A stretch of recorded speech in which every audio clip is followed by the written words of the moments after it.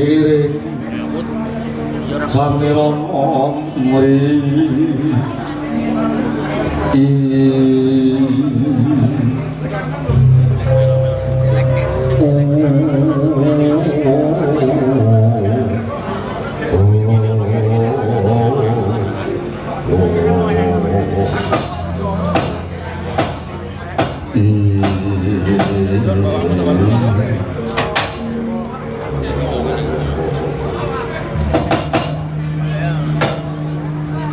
Iwang sos mau mangat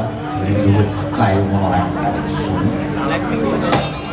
ya jagat ya diwakto ya jagat wasane kamu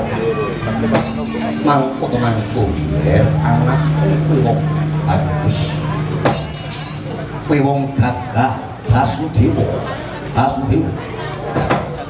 wong ketimbalan iki ngadhar Kanjeng Rama Prabu Bujo wantring timbalan paduka boten kados ing rika lenggat menika Duk Diwaji menawi boten kabunta ing kawadi langkung-langkung saged kababar kakak monggo kula aturi paring jalu Diwaji menggah pigatosipun anggen jingandika ngawe kula ingkang putra pun Basudewa Allah. Aku ki mun setahun bulan sami karo ing mongko Basudewa ngrembug perkara adimu si Kunti Talibrata anggone wis rinanci sambet switaning akrama nanging kok jo mbok eningake sayembara perang kuwi apa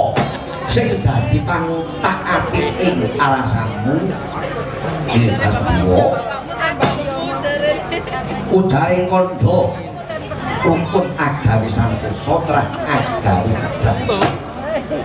lha apa bakal mungkasi lakon ingkang becik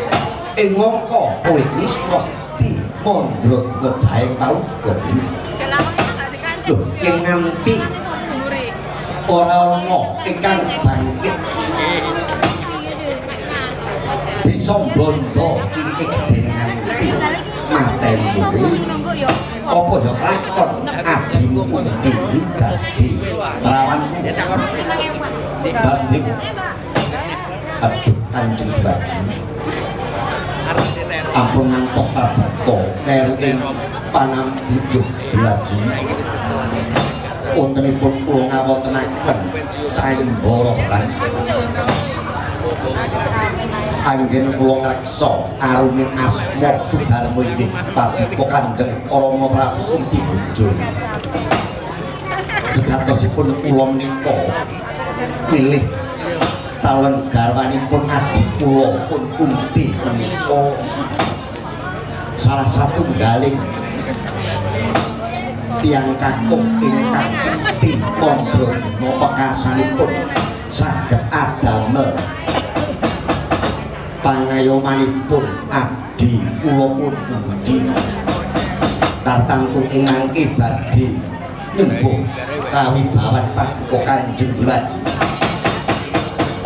lenging triyameng mangkung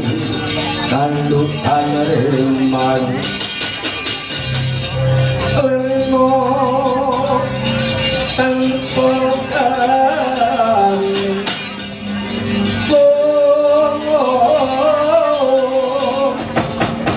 yen tanku amengkusang ya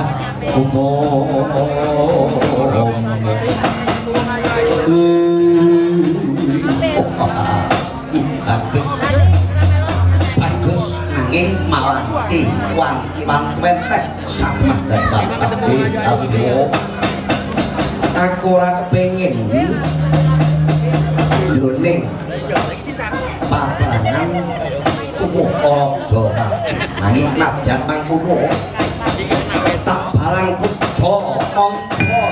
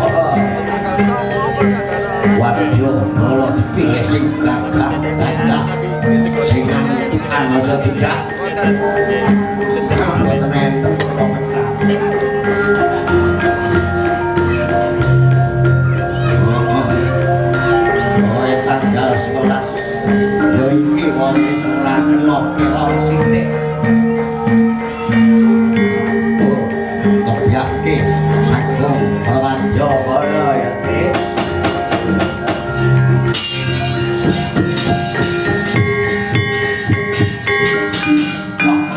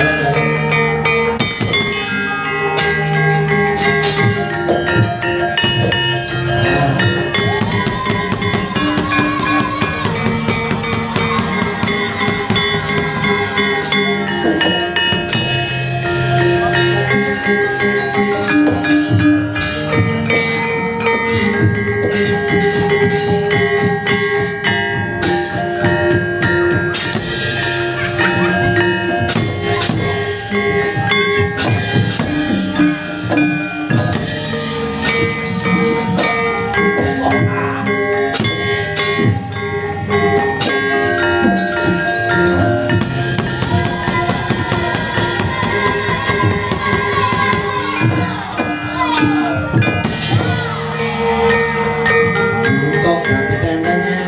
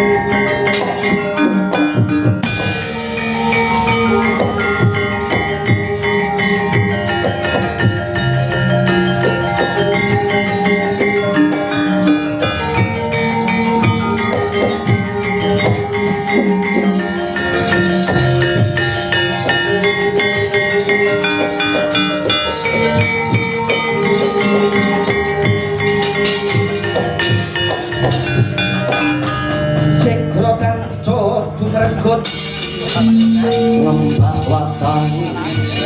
ngaposo kantoran pausaya hati bono tengo lengo prabeng lampus sirno madyaning balagan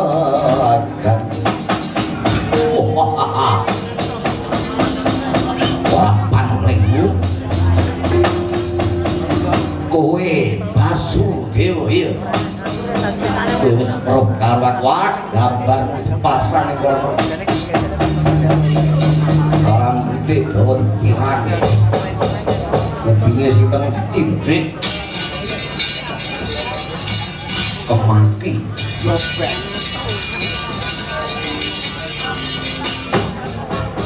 kuwi sapa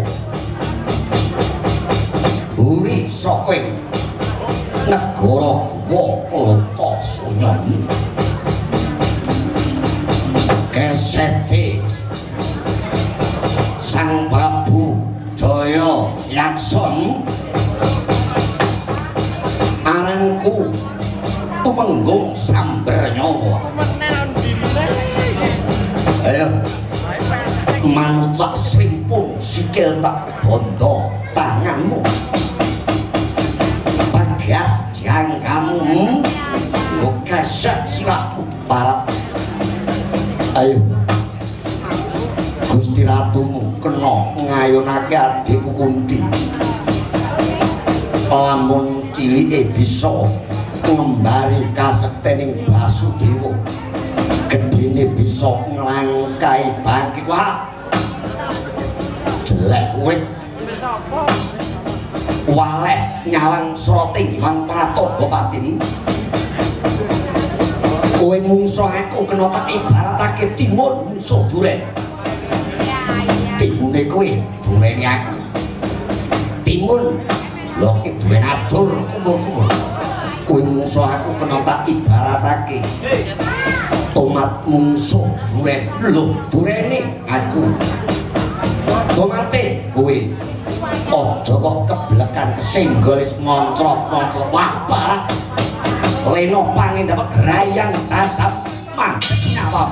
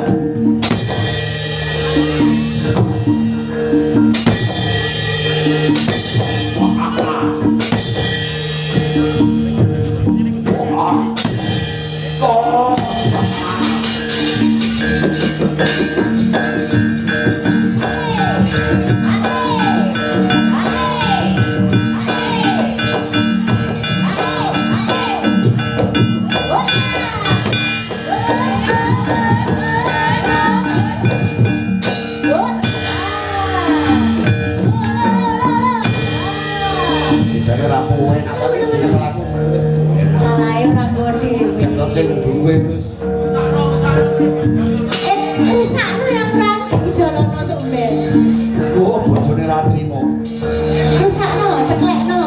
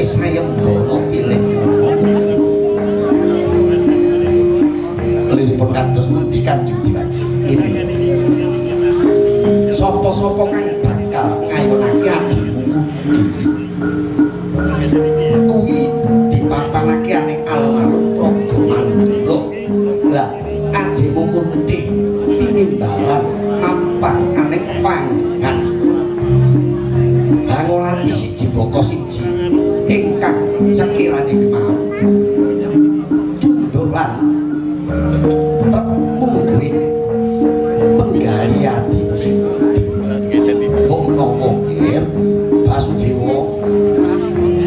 rampunge perkara ora kudu kerengan rampunge perkara ora kudu paten pinaten nggih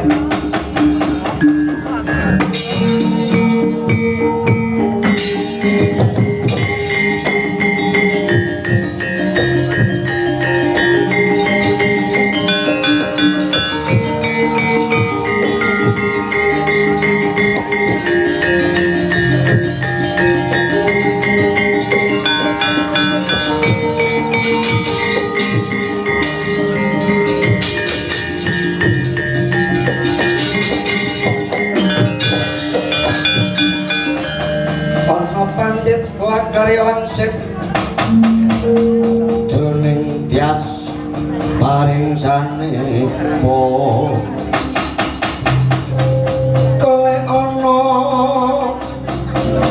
kaling kangkung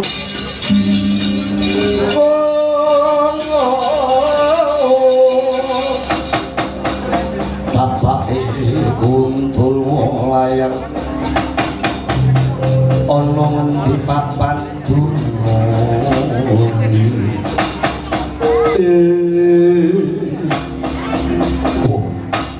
nyuwun pangapunten Kanjeng Diwaji badhe kados pundi inggih namung paduka ingkang tubuh pantes hanginger kiblatipun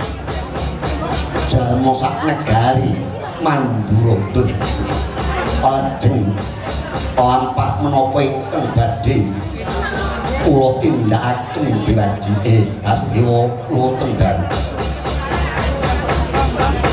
kowe tumuju marang Taman Kapitren Praja Mandura petu ana adimu Kunti makula yen to kowe minangka dutaning pun Rama ya aja pati swan hangabantara ana ngersanipun bapak lamun ora gandhengan pun sowan adimu nyuwun pamit Diwaji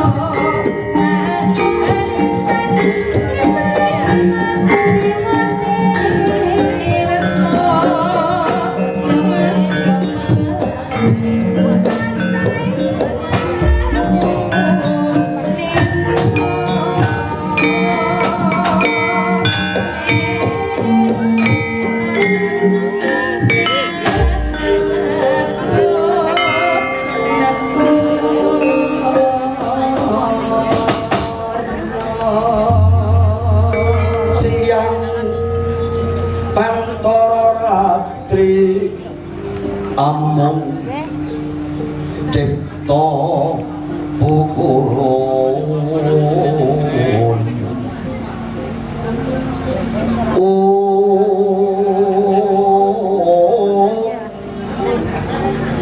tan liyan kaji ngilok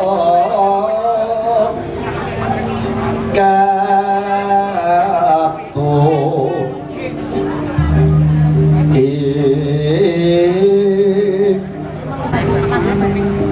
kang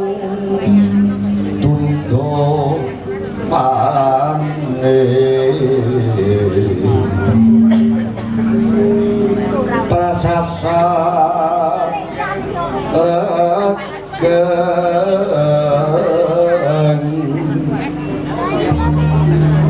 ulun kang sumembah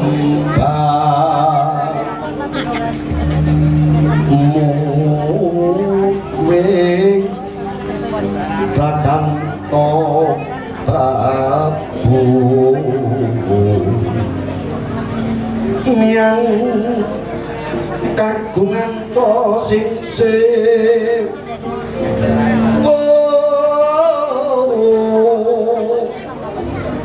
sasat sampun pradi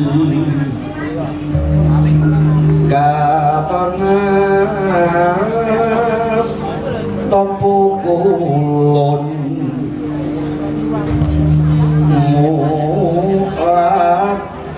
ten Sinarapati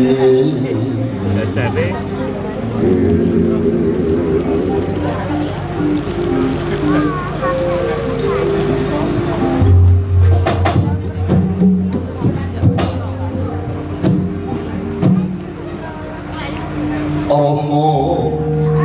dewane sun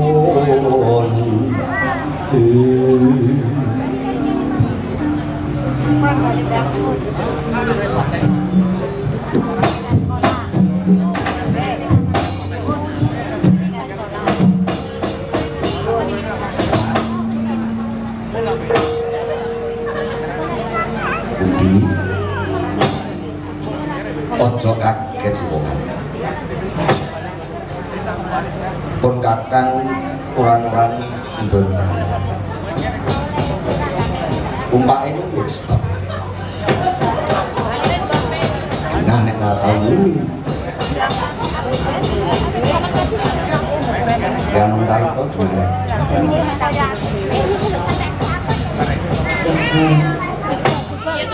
keturunan cemaran iya adikku kowe wong manis awet saka pamujimu lulus arjane ping sambutara tansah manggih jiwa ora liwat pangestuku kebatan panomo endi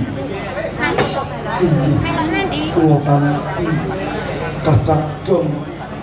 tangan kula kalih kula gunting staka mugi dadosaken cimat dipun prayogaken pinarak unggahipun yen kaya surat lan kejaba saka kuwi aja ndadekake kageting atimu apa sababe dinipun kakang beda kamardikanmu nggonmu nglernake sarira mapan aneh taman kaputren praja Mangku abot-abotipun kakang diutus dening Kanjeng Rama Prabu Kuntiboja mokal yen Kosyadi ora mangerteni kalamukta ana terang-terang geger gedhe aning praja Mandura awit tekane Ratu Raja Narpati prasasat Sewu Negara ingkang nedya kepengin ngayunake marang kowe minangka garwa napa rikala samono nganti tak enengake sayembara perang nadyan to dikandhekake dening Kanjeng Rama Prabu Kuntiboja awit ora ngrampungi perkara tundhone bakal ngucemake asmane wong tuwa. Lah saka pamrayogane Kanjeng Rama Prabu Kuntiboja karampunganing perkara para panglamar mau kabeh dipaparake aning alun-alun Praja Mandura. Lah ana wujuding pepanggungan kanggo Syadi ingkang supaya milih ndi sing sekirane cundhuh lan mungguh minangka pacangane Syadi. Sebab ujare kandha wong bakal dijodohani dudu baguse rupa, dudu sugih bondo, nanging pawitane ki mau mung wujude ngati. Nanging apa to sababe dene Syadi katon peteng jagate kaya dene Surya kaling-kalingan iku. Pundi kaget kadro wekasan ya sing pun kakang dene numuruti kowe wong ayu. Kok Syadi beneh lan padatan. Syadi katon ngaltre kowe kok sesing ngebungkut. Pundi kene ngopo ngayu? Kakak trisang kabran arenang kula kinempit gambe tetap resnaning tawanmu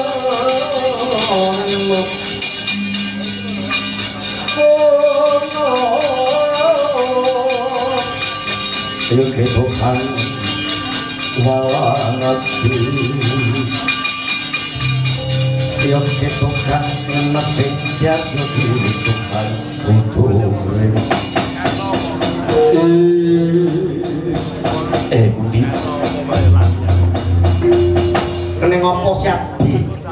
mung meneng wae tak takoni kowe kuwi apa lagi lara apa Syadi lagi berat kok katone payus gayamu Budi coba pangswana kene ngopo kok Syadi pirang-pirang dina babar pisan orang awis tinggal Syadi kemulan bungkut Kunti eneng ngopo Kunti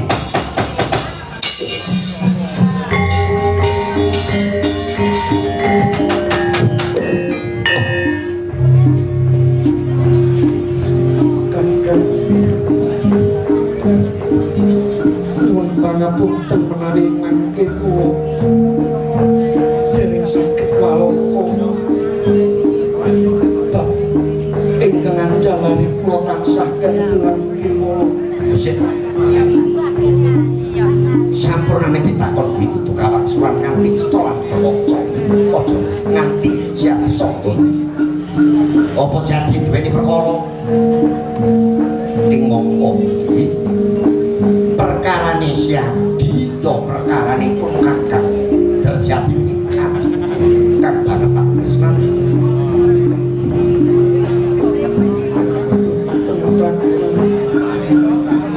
dadi kantos pundi dereng saged nyakaken menapa ingkang satu ilang kantosaken sopetan Gusti, kowe kok kemulan bungkut kene ngopo?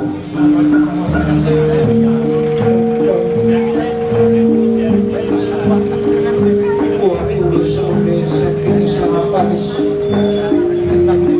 Kantosipun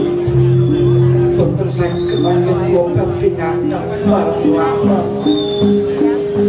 sakit angin gua bete pelan waktu kok kakak masih kejawi guru pulau sang rasidwas Ose opo sambung rapete siap dikundi lan gurumu Rasidwas guru pulau sang rasidwas ingkang numerapi lelapan ingkang kuwa sampeyan ngono iya pun kakak bakal seneng sapa sapa tandai ini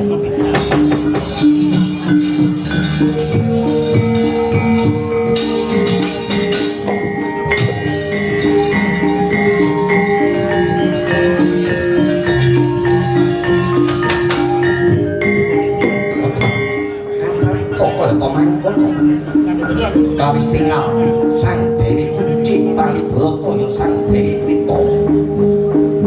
sedakep sang tugas ibadah awa sapa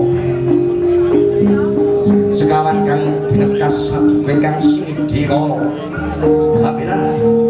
baik kang perkara mandeng pucak pucuk ing grana manut marang gayungane kayu kayun ngayati ayaning partomo kaya mati sajroning urip-urip sajroning mati layap liping alun pindha pecating supena sungsung raksa jati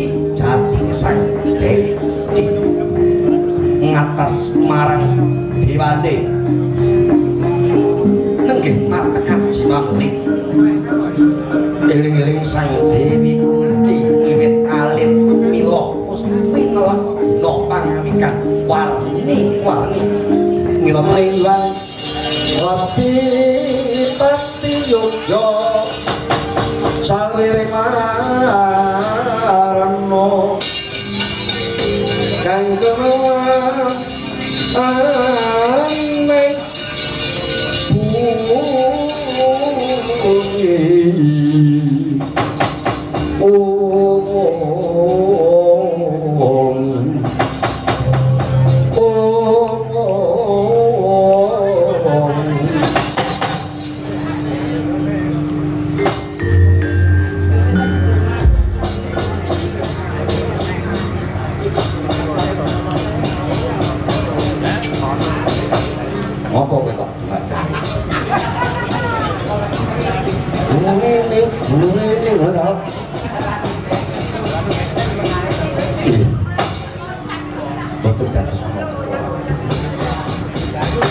nyuwun pangapunten awit kula kapeksaning kahanan mawi dayanipun abdi pamuling ingkang dipunwatek ingkang arai inggih murid kula pun Dewi Kunci Raden ya ora dadi baya pangapa sang Rasidwas Kuseta rikala semana panjenengan ingsun kuwi miterang kelawan adikku si Kunti kening apa kok badan carirane tansah sesingep kemulan bukut kaya ana bab-bab ingkang winadi ana bab-bab ingkang sinengker kaya-kaya aja kok lamake menungsa nadyan to suket godhong kayu watu kuwi hangawi nanging sing dadekake pitakoning batinku ning apa kok malah matekaji pambeli ngrawuhake kowe Rasidwas inggih ngaten Raden menawi paduka kepingin nyumarapi menapa ta ingkang andalari pepeteng ingkang manduk ingkang arahipun pundi Raden monggo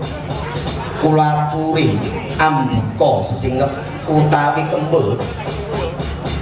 ingkang hanutupi badan sariranipun ingkang arahi Dewi Krito Raden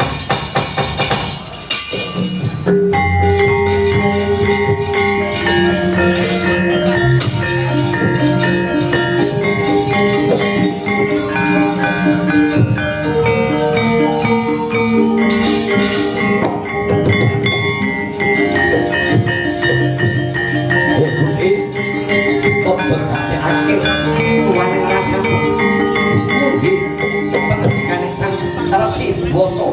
kake tak bukake sing kepikan dadan salah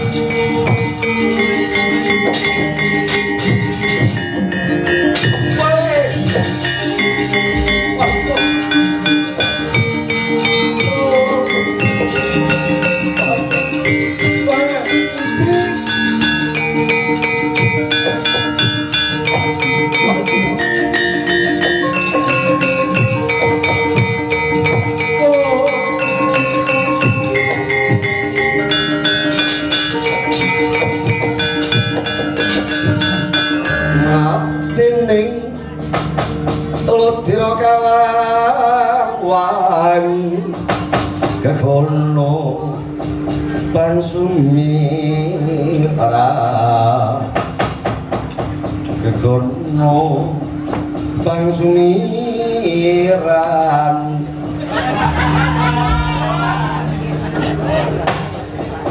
oh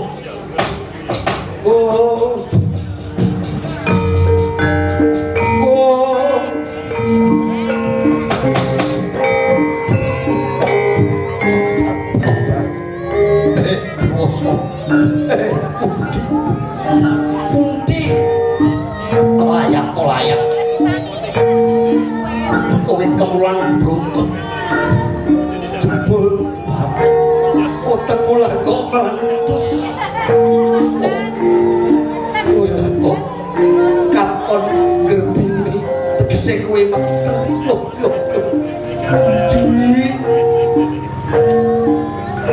mongko jagat nyeksen yen to kowe kuwi durung sambut switane April. Oh, Budi.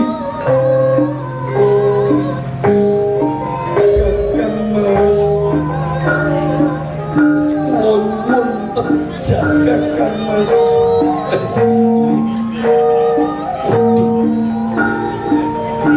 Sopo? Wong priya sing cuman toko. Wanuh-wanuh lagi. Mongko selamase kowe kuwi ora nate jagah lapang trino wengi kowe mung hanggung cetak-cetak kelawan Sang Sidrasa Sidrasa ayo kowe sing ngeloni aja ngajak asu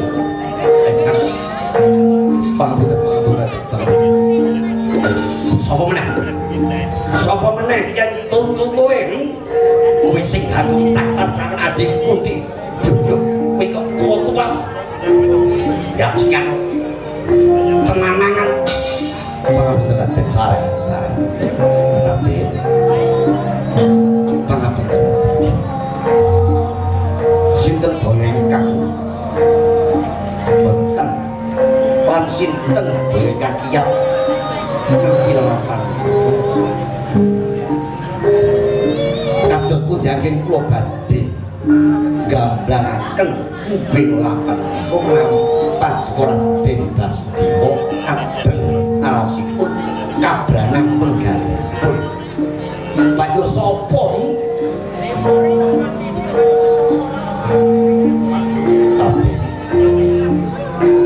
nak kala wengi kula ambak baraken aji ingkang sinebat aji unta Wekasing Rasa sabda tunggal tanpa apa tumuntuk ingkang arai inggih murid kula pun Budi Talipurta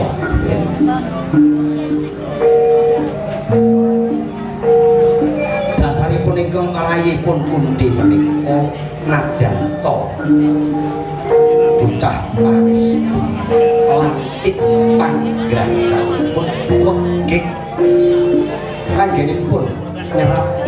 wejangan nenggih Aji Unta Wekasing Rasa sabda tunggal tanpa lawan nanging Aji menika wonten sirikanipun Aji menika wonten sirikanipun aja nganti Aji Unta Wekasing Rasa setunggal tanpa lawan diwatek wanci siram jamas lan angka kali ayo kongsi diwatek tuk nakalane wanci mapan sari lah kadosipun ingkang rayi kunci menika kalih tiyang utawi badhe mapan sari ngapalaken ngaji Toran Siloso satunggalan mongko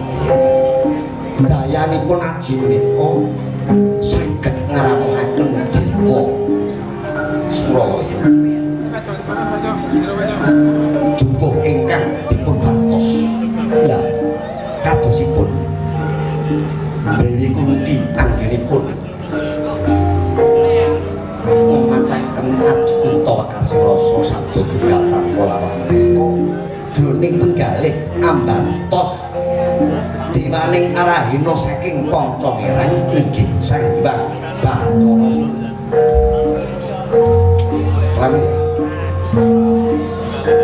wanci tengahing alatri tegesipun tengah dalu mawi dayanipun aji menika Sang Hyang Bathara Surya ngejlatah mapan wonten sentokipun utawi papan palawanipun Dewi Kunti lagi tegese mapan sari Rusih lati so bacotmo dewasa mongko mandhapipun Sang Bathara Surya menika wanci dalu wanci wengi jroning wengi isine mung sepi jroning sepi isine mung lalu kadosipun ingkang rayipun Kunti menika ginipun badhe mapan sari kapunten sopiye menika namung damel BH mawon kalih kata kandhang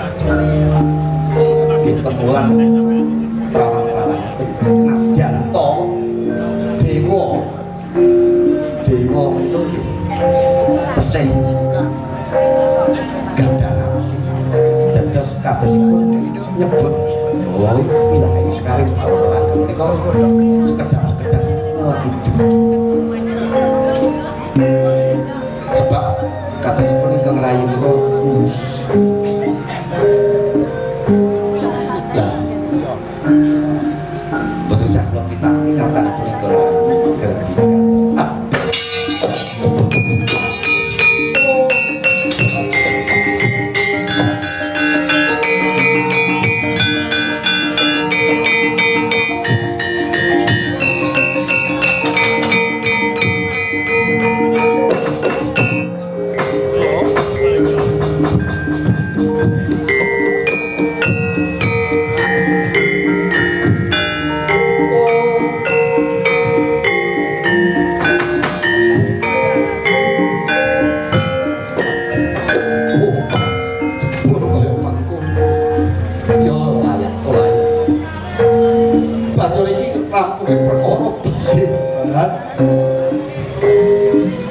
kaya apa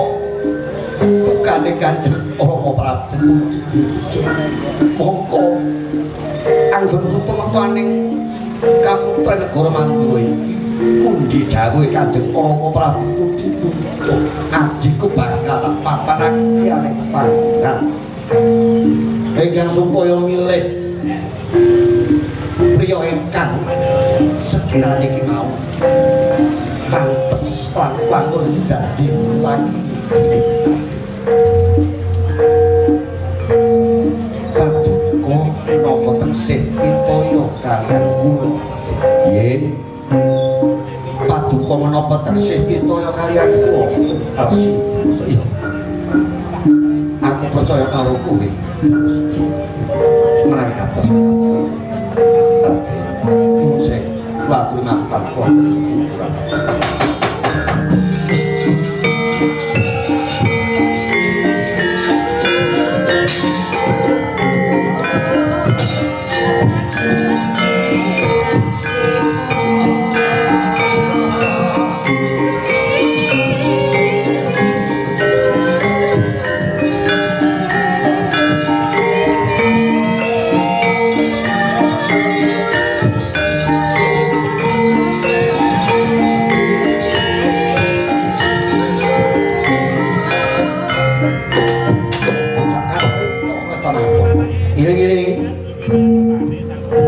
para ingkang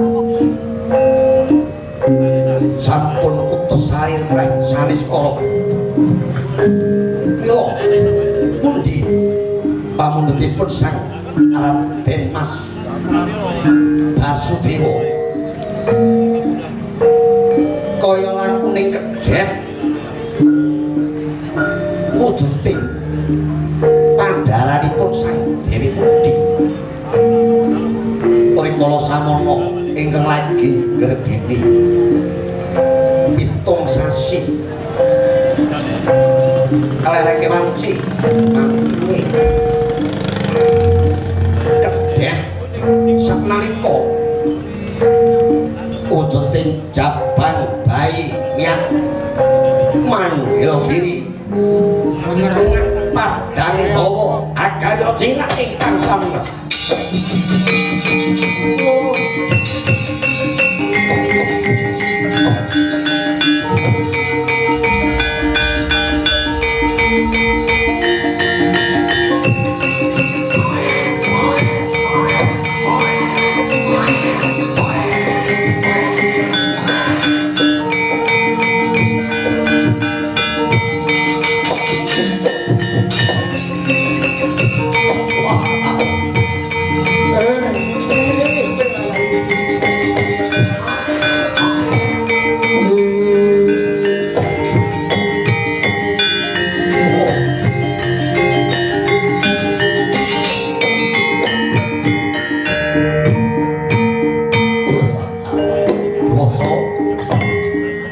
mandi ciptamu jablas sabdamu nyatane kunci nglairake Jabang Bayi banjur iki Dwiasa iki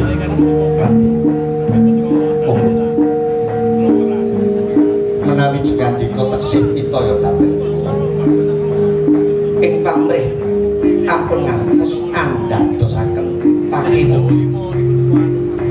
ingkang arahipun pundi watri atos wonten jawining taman kaputrek ati oh ing mangke kula ingkang badhe ngrampungaken tak ngenteni Dwiasa pundi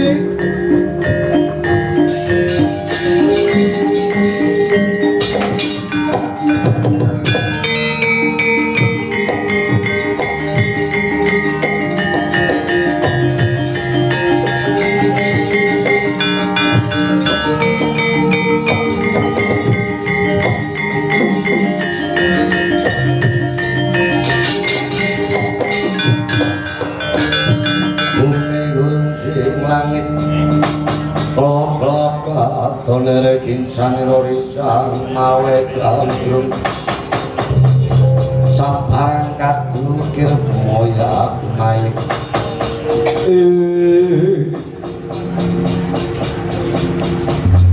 Raden Ayu wonten dawuh buku ngeten sadaya ingkang badhe kula aturaken tan asanes imbung inggih menika kawicaksanan ingkang tundhonipun saged ngrampungi sedaya perkawis sakeplasan ugi kedah mapanaken anggegengandika ngabekti dumateng ingkang Rama Sinuhun Prabu Kunti Boja Pramila Sang Dewi purun boten purun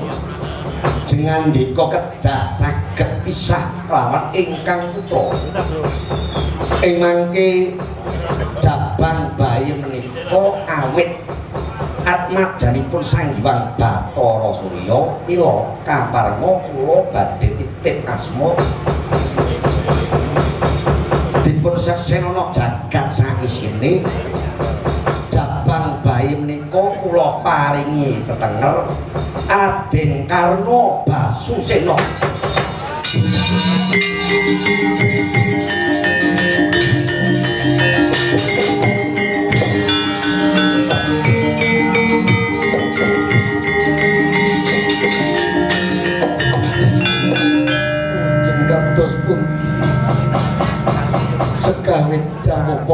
duka sang remban tegesipun kula kedah pisan kaliyan anak kula pun karena ngaten nggih Gusti Ayu. Monggo jengandika sang Dewi Kunti tumuri lampah kula mapan wonten ing tepining Bengawan Bagirati wonten wujuding Gendhaga Reksa jabang bayi menika badhe kula klarung kula badhe napak gegono kula ingkang badhe jampanging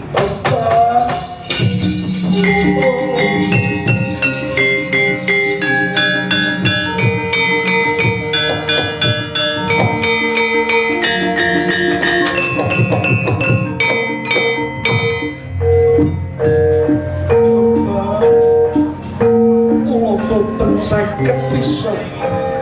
kaliyan anak kula pun karena sakti namung wonten kalih cara ingkang setunggal kula aturaken kala wau ingkang setunggal bagus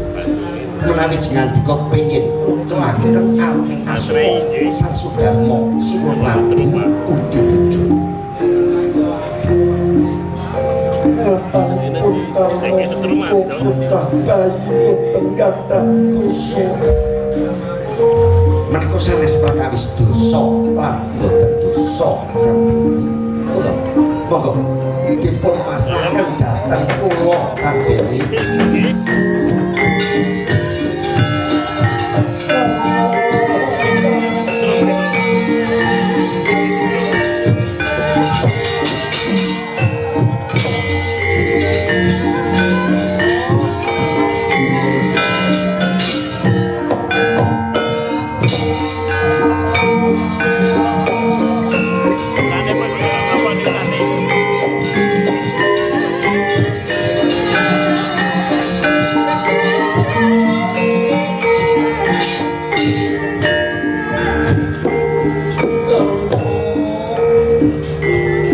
sing gedhe pangapurane aku tuntun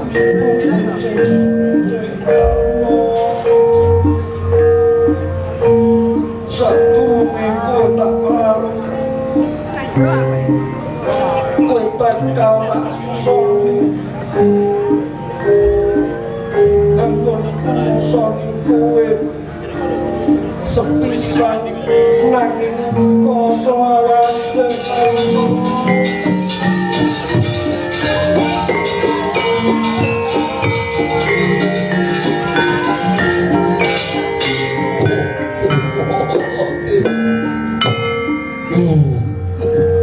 Kunti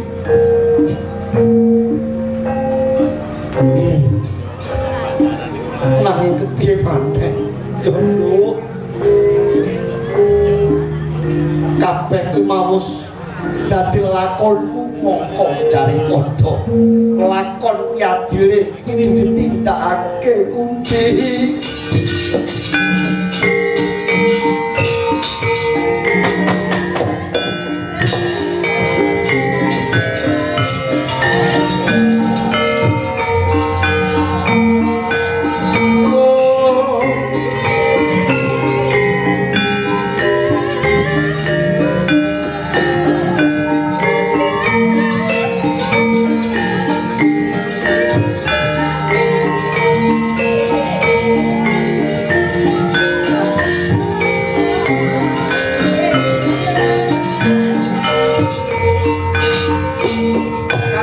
ombake gulung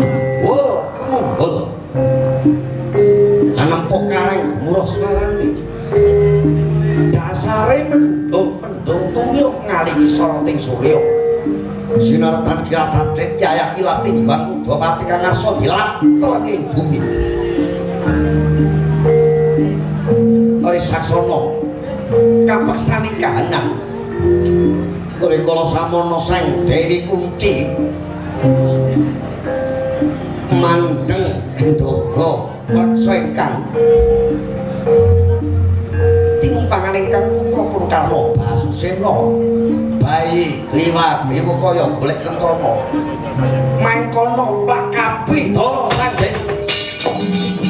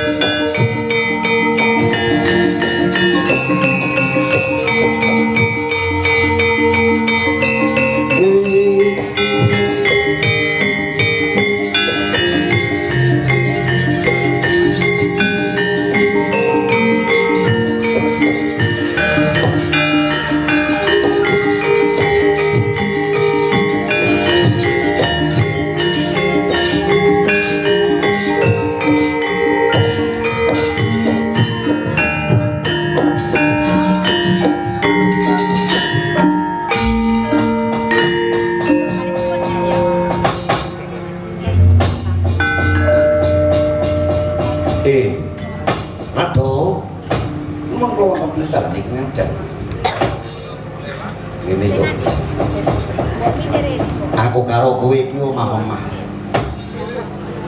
wiwit jaman kae nganti tekan sprene iki jane perkarane opo aku karo kowe kuwi kudune wis anak-anak aku karo kowe kuwi kudune wis duwe putra jajane wis ora kurang-kurang anggenku ngreka daya bebasan 1000 cara 1000 pambudidaya anggere wong ngandani aku kudu jamu yo nyatane piye jamu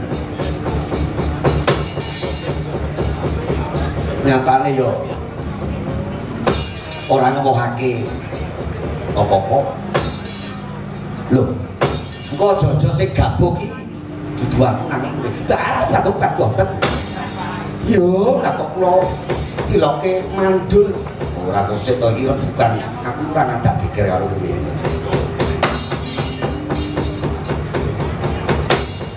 wong omah-omah kuwi kudune atine kuwi dadi siji ibarate dalan siji dirati wong loro nek ning rembug apa-apa kuwi ya kudu dirampungake kanthi adem nalar kuwi aja sithik-sithik terus kowe iki ngumpah-ngumpah wong lanang aku ketemu karo iki lek ngumpah-ngumpah unek-unekke aku kurang nate unekke pun ono kae wis jeneng wong lanang moro nggawa gedang setoke mroto apa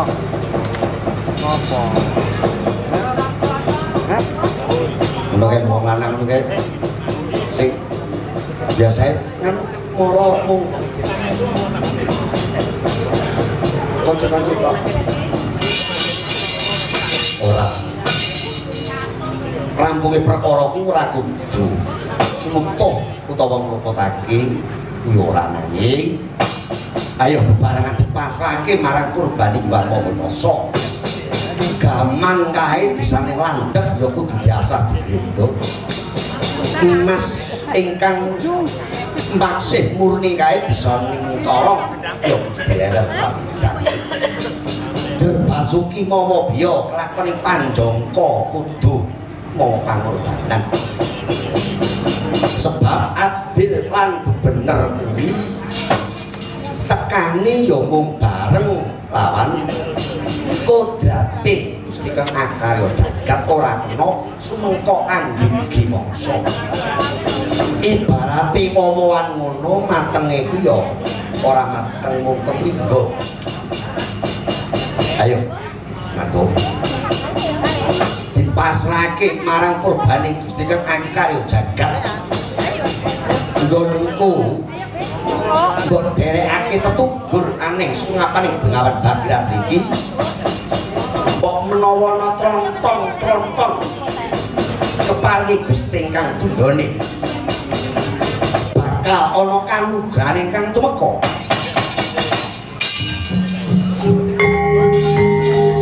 Bapak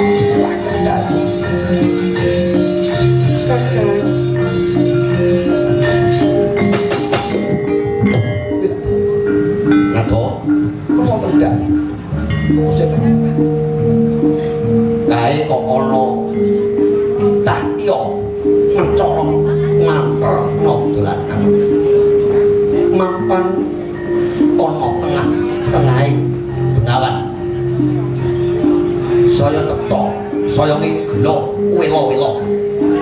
gawe kok kaya gendhog goreng ah kalau wadikan batu kok kan ditamu sik tak tukar suara yo lah kok tenan cok lah ojo kaya ngono suarane wong e lah sing makan tok wis bener masak lewet yo lah kok ketok pak tak cemplungane langenane kok mantonyo dolanan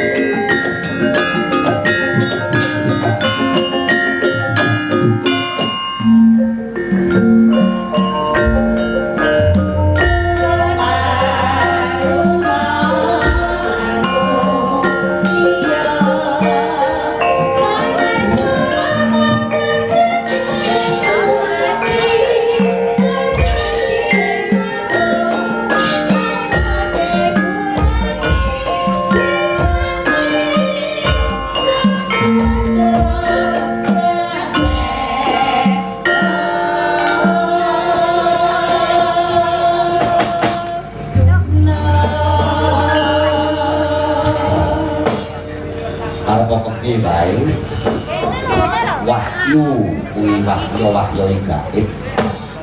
gaib kuwi nek disawang orang kampung nanging mawa daya panaribawa sing gedhe kuwi aja nepelake karo lakon wahyu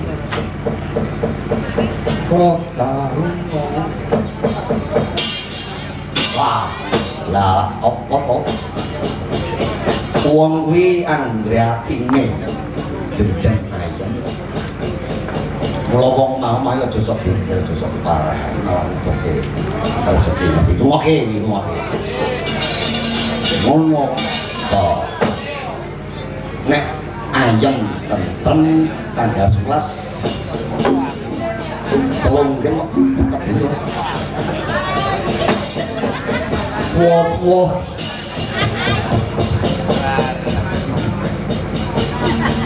ya ngono to pun kakang dengakno ae iki badhe kados iki nek jatuh cokol mangsane ponci nganti kok dihubungi banget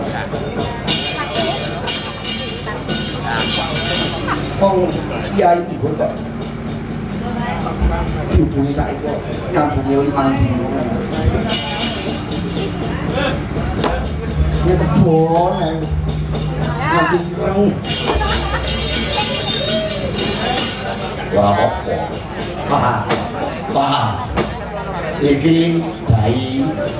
ana sang-sangan sekalun wah ana sastra tulis Karna Basusena wah iki dudu bayi sembarangan wah arep dikaya ngapa iki peparinge Gusti Rada ayo diopeni muga-muga wekasane bayi iki dadi bocah sing dipun-punak musuh lan agama ayo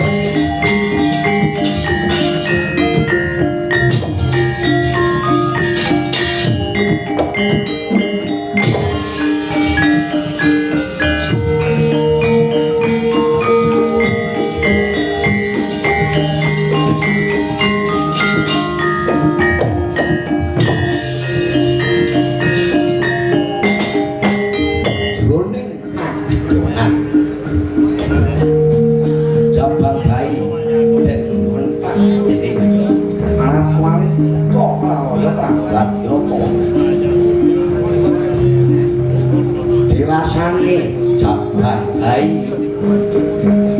ya karena Basusena srawung pring Kurawa leleke wanci gumantine dinten sasi milah taun rikala samana karena Basusena dadi senopati agul-agul segare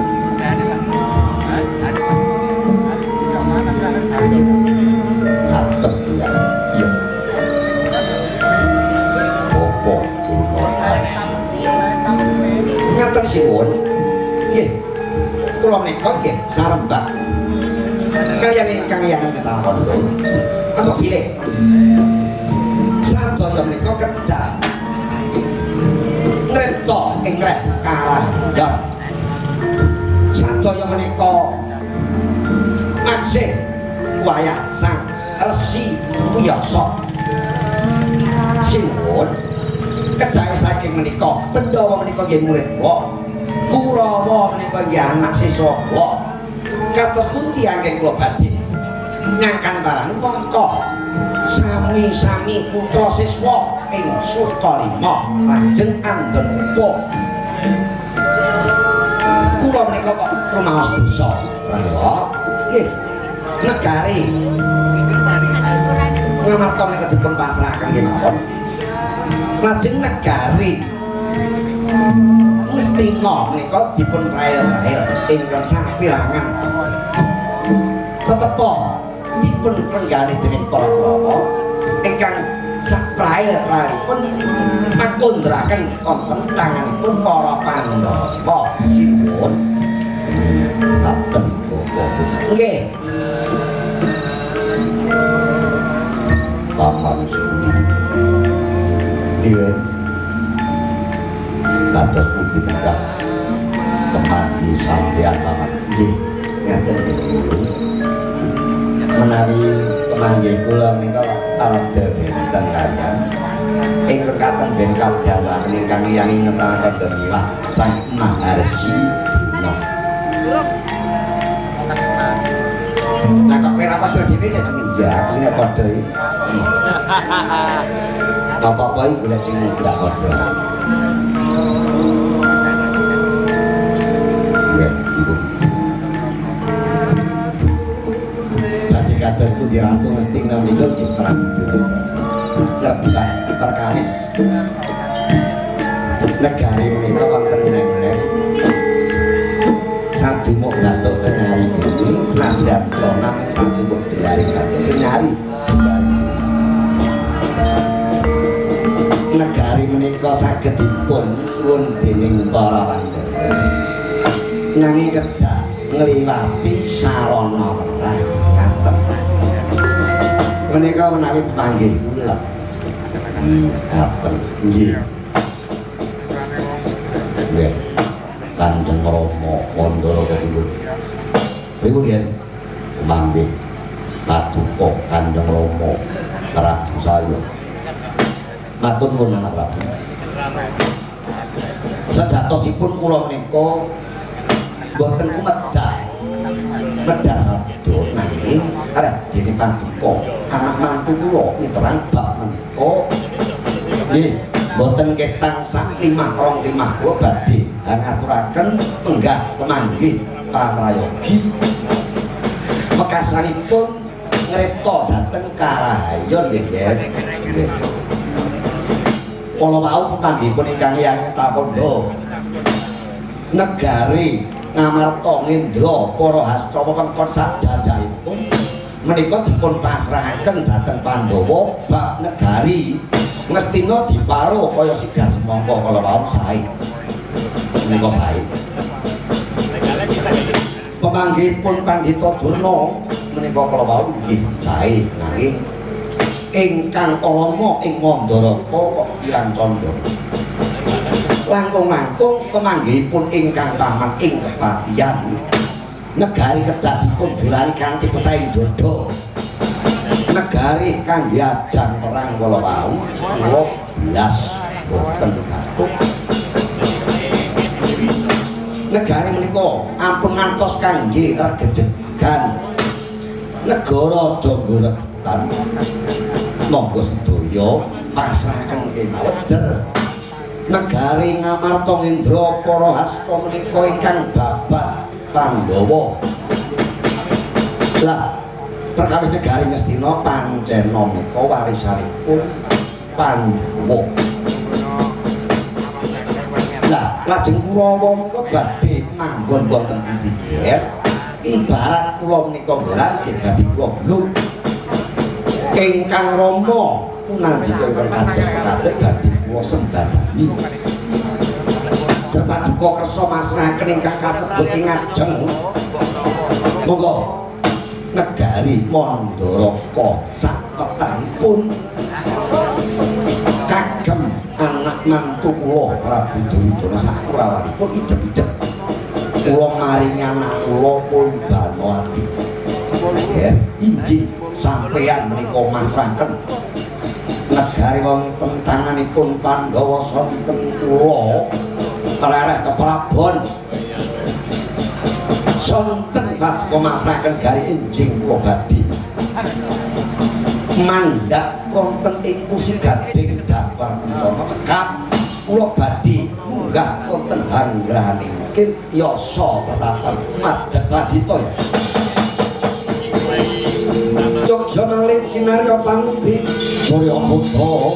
ngarapake monggo Pantoro katengi yang jaya mungkelipu Sito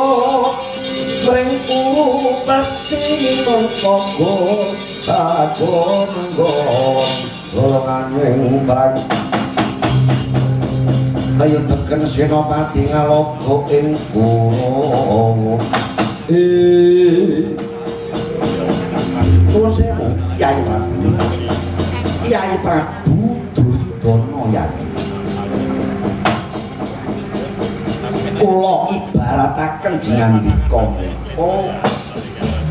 Waksa Gung utawi wit gedhe ingkang matang wonten ing alun-alun negari Ngastina. Wit gedhe menika pun gampil ndaya mitang tinengku angin saking Glen. Ampun ngantos rebah nyuwen menawi to kabuncang angin saking tan yamok.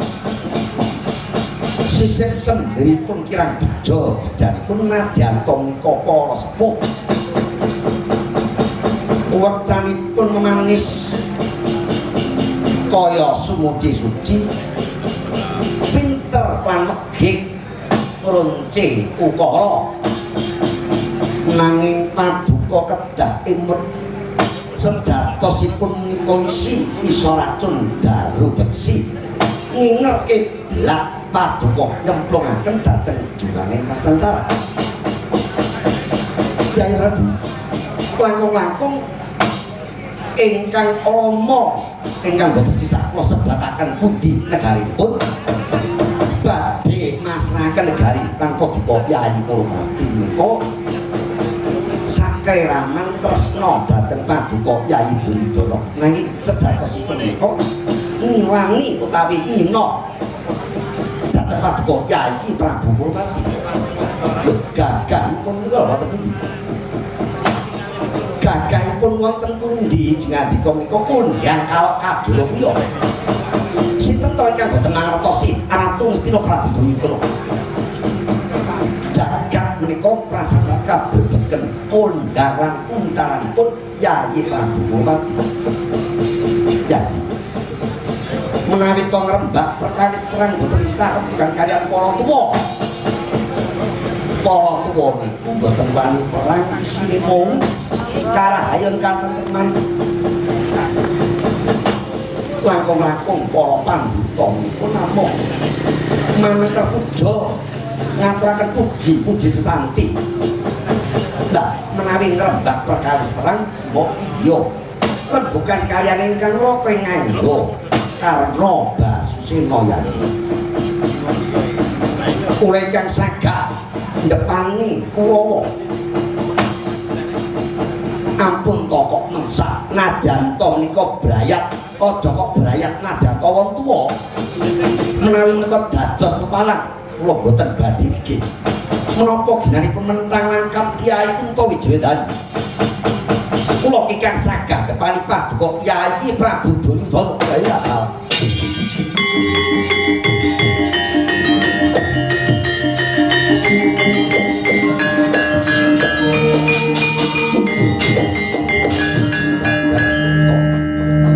ya jagat wasisaning Bathara Yoga.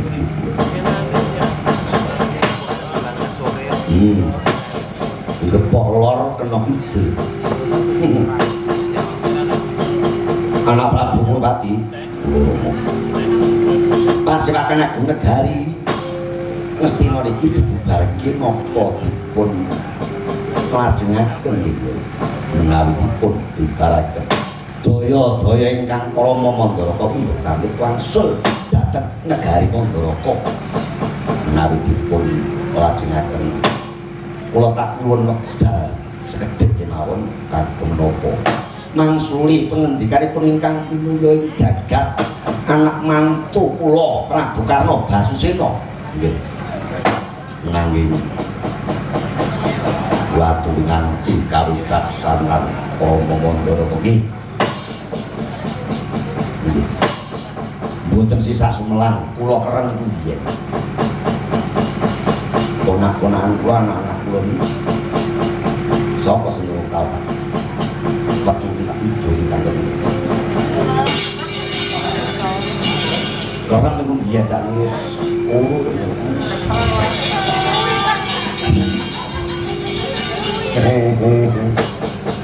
Pasangin nunggu yuk kayak di sini.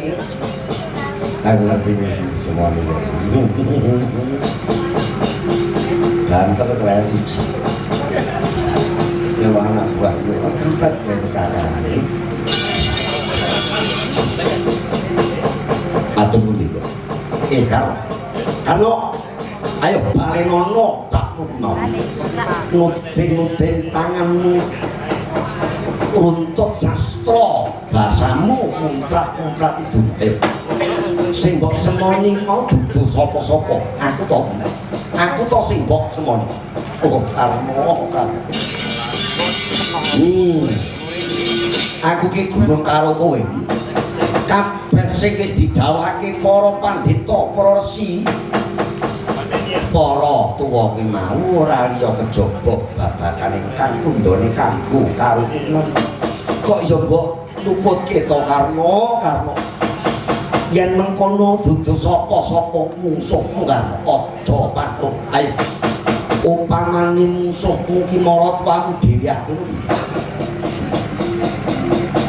saiki tak balik lakone dudu karena musuh Pandhawa nanging karena musuh Prabu Saryapati ngono kuwi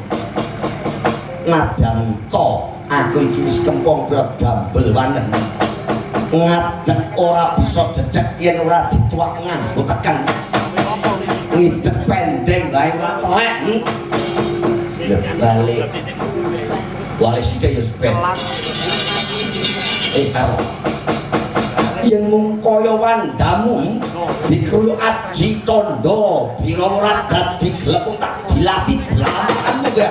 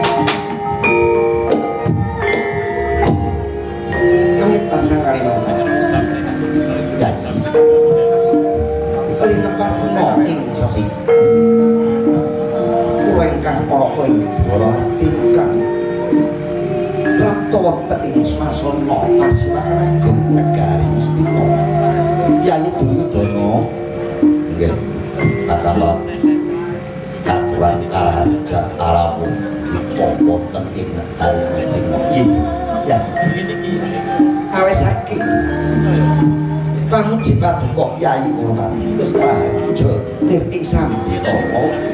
pratanipun ingkang para ing Dwara boten langkung puja hastuti kula tumanduka wonten padha Paduka Kyai Kurmati nggih kula tampi dawuh sabu-sabu Kakang Prabu oh kuwilah nang cono masih dak sekali bawa lanjut putuku Dwarawati lak ya padha winantu ing kalahayon sinuwun marang Dwarawati jeng arawuhipun nggih nggih lha anak Prabu Kresna Raharja arawuhipun iya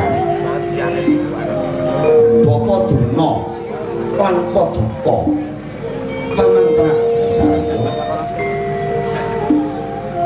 boten ngandhut bidos tunggal napa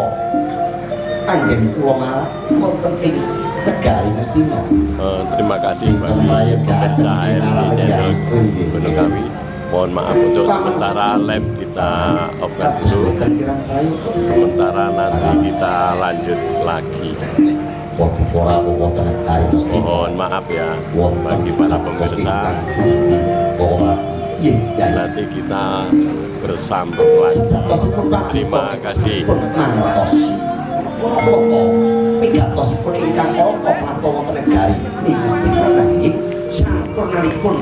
pitaken kedakaran Surakarti witing klapa sakluduripun tanpa ngangge tending aling-aling ya magepokan lawan kesaguhan paduka ingkang tinulis wonten ing Nawala Prajanjen kawiwitan wonten wonten Pandhawa Dadu lan Kurawa saderengipun Pandhawa nglampahi pawuhan menawi Mas Raharja anggenipun nindakaken dados tiyang juangan lan sesipun dangunipun 13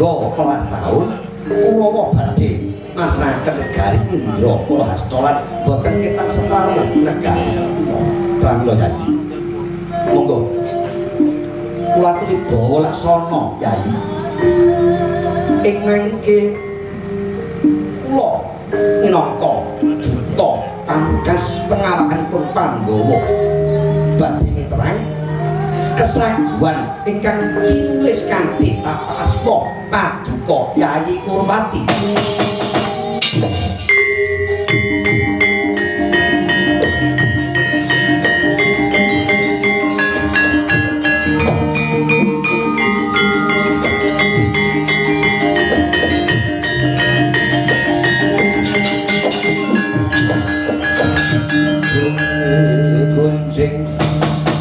Langit kelop-kelop katon regi sarori samawe gandung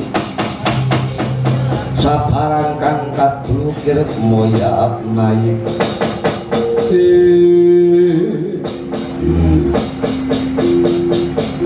samentang kami harapin menapa ingkang dados pangandikanipun Kakang Prabu Durawati dua kuwi sawatawis nembe kemawon karembak para sesepuh ingkang mapan wonten ing negari mesti ngaten Yai Juling yang kados pundi yang Duryudana ora susah dadak kowe tak